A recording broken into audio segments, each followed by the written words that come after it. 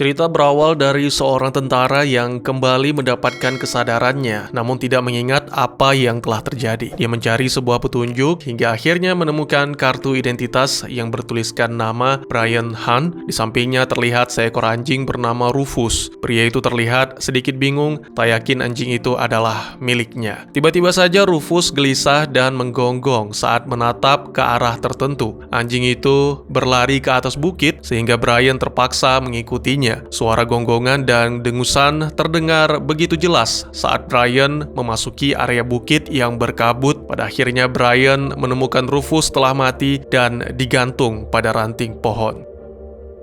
Sementara itu di kota Bridgeville, seorang wanita bernama Eve Copeland berada di situasi yang sulit karena diberhentikan dari pekerjaannya sebagai guru sekolah menengah. Kevin, sang suami, mencoba menenangkan dan memintanya untuk beristirahat. Beberapa saat kemudian, pasangan suami istri itu dan putri mereka bernama Alex pergi menonton pertandingan baseball. Ada momen canggung saat Eve tidak mengizinkan Alex merayakan kemenangan tim sekolahnya. Namun saat Eve tidur, Kevin membiarkan Alex diam-diam pergi ke pesta bersama sahabatnya, Adrian.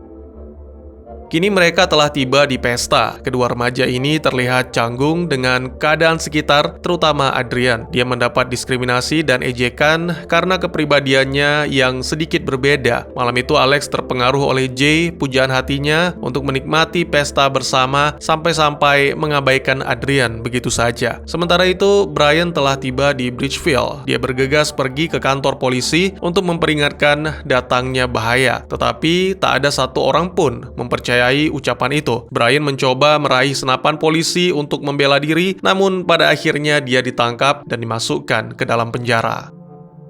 Keesokan paginya, Kevin dan Eve tidak menemukan Alex di kamarnya. Ternyata gadis itu berada di ayunan halaman rumah mereka. Alex terlena rayuan Jay sehingga melakukan hal yang tidak seharusnya. Mendengar pengakuan itu, Eve terlihat kecewa dan marah karena Alex mengabaikan peringatannya. Namun, tidak dengan Kevin yang tetap mendukung Alex. Perbedaan pendapat inilah yang akhirnya berujung dengan pertengkaran. Sebagai jalan keluar, Kevin membawa Alex ke kantor polisi untuk membuat laporan. Petugas kepolisian bertindak cepat. Salah satu personilnya mengunjungi sekolah dan meminta kerjasama Jay agar ikut dalam penyelidikan. Beberapa waktu kemudian, Kevin kembali ke kantor polisi untuk mengetahui perkembangan dari kasus yang menimpa anaknya. Dia membawa Adrian sebagai saksi, sementara Sheriff Connor yang merupakan ayah Jay berbicara dengan Kevin. Tiba-tiba saja terdengar suara aneh di luar dan mereka pun bergegas untuk melihatnya. Ternyata kabut tebal mulai mendekat dan menyelimuti seluruh kota. Di tempat lain, seorang wanita lansia bernama Natalie Raven melihat sekawanan burung terbang meninggalkan hutan, serta kelompok katak bermunculan dari danau. Kejadian aneh ini membuat Natalie dan suaminya Benedict memutuskan untuk pergi ke perpustakaan untuk mencari tahu apa yang sedang terjadi.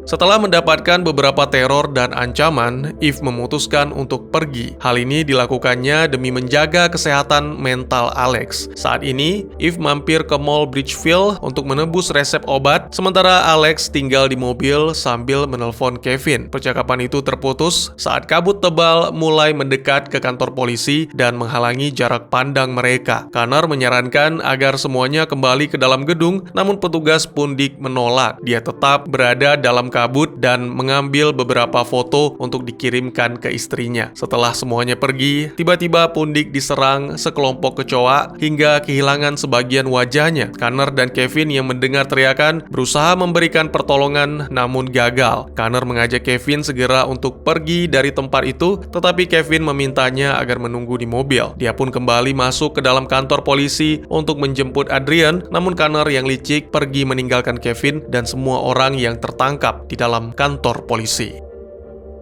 Kembali ke Natalie, ia dan suaminya memutuskan pulang ke rumah dengan mengendarai sepeda. Namun datangnya kabut yang penuh ilusi membuat pasangan parubaya ini kesulitan mencari jalan pulang. Terdengar suara-suara aneh seperti tangisan anak kecil dan wanita yang meminta tolong. Tiba-tiba saja mereka dikejutkan dengan kedatangan seorang pria yang terlihat ketakutan karena tidak bisa membedakan ilusi atau kenyataan. Pria ini menodongkan pistol dan menembak Benedict. Dan seketika itu juga ia merasa merasa bersalah lalu menarik pelatuk pistolnya untuk mengakhiri segalanya. Natalie shock dan trauma melihat apa yang menimpa suaminya. Dia berjalan gontai dan akhirnya menemukan sebuah gereja. Di sana dia berjumpa seorang pastor yang berusaha menenangkan. Saat Kevin mengajak Adrian pergi, tiba-tiba terdengar suara meminta tolong. Mereka mengikuti suara itu dan akhirnya menemukan dua orang tahanan bernama Brian dan Mia. Wanita itu ditangkap polisi atas tuduhan perampokan sebuah rumah. Awalnya Kevin ragu membebaskan mereka, tapi pada akhirnya Mia berhasil meyakinkan sehingga kedua tahanan pun dibebaskan. Di Mall Bridgeville, ditampilkan Eve telah selesai menebus obat. Sementara itu, di luar, saat melihat kabut yang datang, Alex memutuskan untuk keluar dari mobil. Ia merasakan ilusi saat bersentuhan dengan kabut. Beruntung Eve tiba tepat waktu, ia pun membawa Alex masuk ke dalam mall. Saat itu juga, wanita bernama Care, salah seorang wali murid, mencoba keluar dari mall. Alex memperingatkan tentang kabut misterius yang penuh ilusi, tapi tetap saja wanita itu tidak mau mendengarkan. Lalu beberapa saat kemudian, terdengar teriakan dan tentu saja itu membuat semua pengunjung ketakutan, sementara Alex hanya berfokus kepada seorang pemuda yang telah mengkhianati kepercayaannya, yaitu Jay. Eve menceritakan insiden ini kepada petugas keamanan, Kyle dan manajer mall bernama Bradley. Demi keamanan, mereka mengunci beberapa pintu dan tidak mengizinkan siapapun meninggalkan tempat ini. Alex tak ingin berada di dekat Jay, jadi ia meminta Eve mengikuti seorang wanita mengunci pintu mall agar kabut tidak masuk. Connor mengemudikan mobilnya perlahan saat menyusuri jalanan berkabut. Konsentrasinya hilang ketika seekor rusa besar muncul hingga bertabrakan. Kaca bagian depan pecah dan mesin mobilnya mati. Dengan terpaksa, Connor berjalan kaki mencari tempat untuk berlindung. Akhirnya ia menemukan sebuah gereja dan bertemu dengan pendeta Romanov. Sang pendeta menyampaikan kabar bahwa suami Natalie telah tewas. Connor berjanji akan menyelidiki kasus ini setelah kabut di kota itu hilang. Sementara itu, di kantor polisi, Mia menemukan beberapa obat surga berada di ruangan barang bukti. Dia mencoba mengambil beberapa tablet untuk disimpan. Brian memergoki, namun Mia beralasan ia hanya mencari kunci mobil. Merasa takut dan bersalah, wanita itu mengakui apa yang telah dia perbuat, dan dia meminta Brian tidak memberitahu Kevin tentang masalah ini. Brian setuju dengan syarat Mia berjanji tidak mengkonsumsinya lagi. Kini mereka semua naik ke dalam mobil dengan tujuan pertama mereka adalah Mall Bridgeville, tempat Eve dan Alex berada. Kembali ke Alex, saat ini mereka bertiga menyusuri mall untuk mengunci beberapa akses pintu. Perasaan takut dan khawatir terlihat jelas di raut wajah mereka saat menemukan sebuah lorong yang telah dipenuhi kabut dan darah. Ketika mereka kembali, Bradley menanyakan bagaimana keadaan di lokasi yang telah mereka datangi. Eve menceritakan semuanya pada Bradley yang langsung memeriksa denah pada Maps. Ternyata lorong itu adalah ruang administrasi. Semua orang bergegas pergi ke area tersebut, tetapi hampir tidak terlihat apa-apa di dalamnya. Pada saat itu, Alex menyarankan memakai drone untuk melihat situasi. Untungnya, Jay tahu cara mengoperasikan drone, jadi dia setuju untuk membantu. Jay mulai menggunakan drone dan menjelajahi koridor, menemukan pintu kantor keamanan tertutup. Ternyata kabut itu masuk ke dalam ruangan melalui celah jendela. Jay tetap menggerakkan drone dan menemukan mayat di lantai, dan ada juga tulisan aneh di samping mayat itu. Bradley memutuskan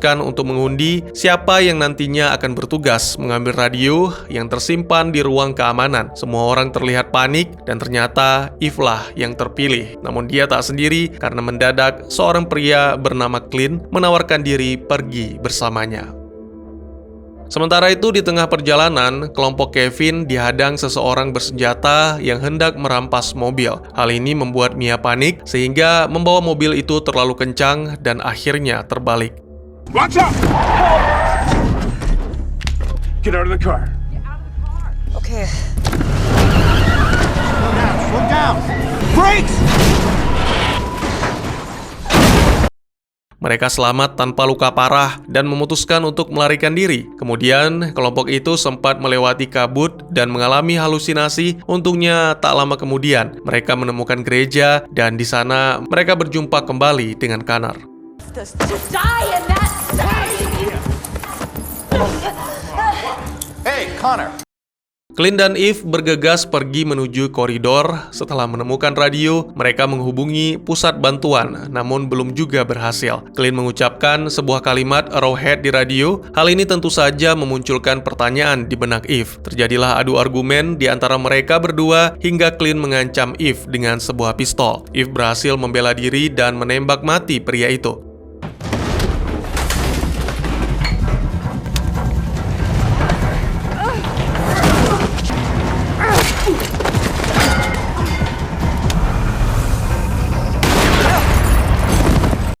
Kini Eve kembali ke dalam mall, memberitahu orang-orang bahwa radio tidak berfungsi. Dia juga memberitahu bahwa sesuatu telah menyerang Clint dan membunuhnya. Eve merasakan ada suatu kejanggalan dengan kelompok Clint. Ia menanyakan hal ini pada Bradley, namun lelaki itu menjelaskan dirinya baru pertama kali melihat kelompok itu. Kembali ke gereja, Natalie menceritakan masa-masa indah bersama sang suami. Dia membawa sebotol anggur dan mengajak semua orang meminumnya. Malam semakin larut dan mereka semua akhirnya memutuskan untuk bermalam di dalam gereja. Brian berbaring dan memulai obrolan kecil dengan Mia. Dia mengungkap bahwa tidak hanya Mia yang melihat wanita tua di dalam kabut. Sementara itu, Eve dan semua orang yang terjebak kini tidur di lobi dan wanita itu terlihat menyembunyikan senjata Clint di bawah tumpukan bajunya saat mereka tidur. Beberapa saat kemudian, Jay pergi ke kamar mandi dan menemukan 2 mayat tergantung pada pipa. Jay membantu Bradley dan Kyle mengurus mayat di kamar mandi. Mereka menemukan kalung identitas anggota militer USA. Selanjutnya, mereka membawa mayat itu ke aula dan memutuskan untuk menyimpannya di dalam lemari pendingin. Saat Bradley sedang memberikan arahan ini, tiba-tiba seseorang yang mencurigakan berniat untuk kabur, namun tindakan itu digagalkan pihak keamanan mall. Pria itu juga memakai kalung identitas militer yang mengaku hanya seorang sopir yang tidak tahu apa-apa. Natalie terlihat sedang mengobrol dengan Michael dan berterima kasih karena telah memberikan sebotol anggur untuk menenangkan diri dari peristiwa kematian Benedict. Natalie menceritakan sedikit peristiwa yang pernah terjadi pada akhir 1960 yang kemudian dikenal dengan sebutan Black Spring. Cerita ini terkenal dan menjadi legenda lokal. Kevin berniat melanjutkan perjalanan ke Mall Bridgefield untuk menjemput Eve dan Alex. Ia membujuk Connor dan meminta 2 orang itu pergi bersamanya. Namun Connor menolak, alasannya jelas, mereka adalah narapidana yang bisa membahayakan banyak orang. Mia dituduh telah membunuh seseorang. Mendengar alasan itu, Kevin marah dan memberikan komentar tentang sikap temperamen Connor. Tapi Connor tetap bersikeras sehingga memborgol Mia dan Brian lalu mengurung mereka di ruangan basement. Beberapa saat kemudian, Brian berhasil membuka borgol Mia dan menceritakan dirinya lupa ingatan, sama seperti di awal film ini. Kevin masih berusaha menyelamatkan 2 orang itu. Dia meminta Adrian untuk berjaga di ruang utama gereja, sedangkan dirinya mengendap-endap menuju ruang basement. Kevin berbicara dengan Mia. Ia meminta wanita itu untuk menyabotase mobil. Mia pun menyanggupinya. Saat Adrian sedang berbicara dengan Pastor Romanov, tiba-tiba saja Connor memanggilnya sebagai pembohong dan menuduhnya menyalahkan Jay atas pelecehan yang dialami oleh Alex. Kevin yang mendengar perkataan itu terpancing emosinya dan terjadilah perkelahian. Sampai pada akhirnya Connor menyeret dan mengunci Kevin di ruang basement gereja. Kembali ke Alex yang memutuskan pindah ke ruangan lain demi menjauh dari Jay. Eve menyetujui dan memintanya untuk mengambil beberapa selimut dari sebuah toko. Alex kaget ketika Jay tiba-tiba datang dan menghampiri. Jay menjelaskan kronologi kejadian di malam itu, di mana Jay sebenarnya hanya membawa Alex ke kamar lalu meninggalkannya untuk beristirahat. Di gereja, Natalie mencoba untuk pergi, namun Michael menghentikannya saat ia mengikuti Natalie masuk ke dalam kabut. Tiba-tiba seekor ngengat masuk ke dalam telinganya. Pria itu merasakan sesuatu yang aneh di dalam tubuhnya. Sepasang sayap tiba-tiba tumbuh dari punggung dan ia pun mengerang kesakitan. Something there! Get it off!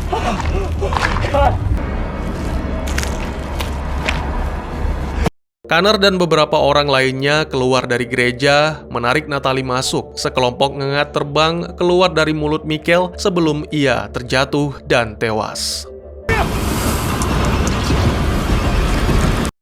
Beralih ke mall, dua orang pemilik toko mainan secara diam-diam mengeluarkan mayat anggota militer dari lemari pendingin dan meletakkannya di tengah kabut untuk melihat apa yang akan terjadi. Ternyata nihil. Salah satu anggota lain yang selamat dari kejadian ini tidak menerima mayat temannya diperlakukan seperti ini. Keributan pun terjadi. Tak lama kemudian Bradley dan rombongan lainnya datang. Bradley terlihat sangat marah dan dia langsung membuat peraturan untuk membatasi tingkah laku orang-orang dan siapapun yang membahayakan akan dikeluarkan dari mall tersebut. Alex mengumpulkan orang-orang dan mengusulkan untuk membuat beberapa kelompok terpisah. Tiba-tiba Jay mendekati Alex, meyakinkannya agar tetap bersama-sama. Eve yang melihat kejadian ini gusar dan langsung menodongkan pistolnya pada Jay. Dia meminta remaja itu menjauhi putrinya. Karena kejadian inilah, Bradley akhirnya mengizinkan kelompok Eve memisahkan diri. Adrian menjalani ritual baptis dengan Pastor Romanov. Tentu saja ini adalah hal yang membahagiakan karena kini Adrian bersungguh-sungguh untuk memeluk suatu keyakinan. Tapi itu semua hanyalah tipuan. Adrian mencuri kunci ruang basement dari saku sang pastor. Setelah itu dia membebaskan Kevin, Mia, dan Brian. Connor mencoba menghentikan mereka, tetapi Kevin melayangkan beberapa pukulan hingga membuat Connor pingsan. Di akhir cerita, terlihat Alex menulis catatan di selembar kertas dan meletakkan pada balon helium. Semua orang setuju dengan rencana itu dan membantu melepaskan balon di tengah kabut. Kini mereka menunggu seseorang untuk mengirim bantuan.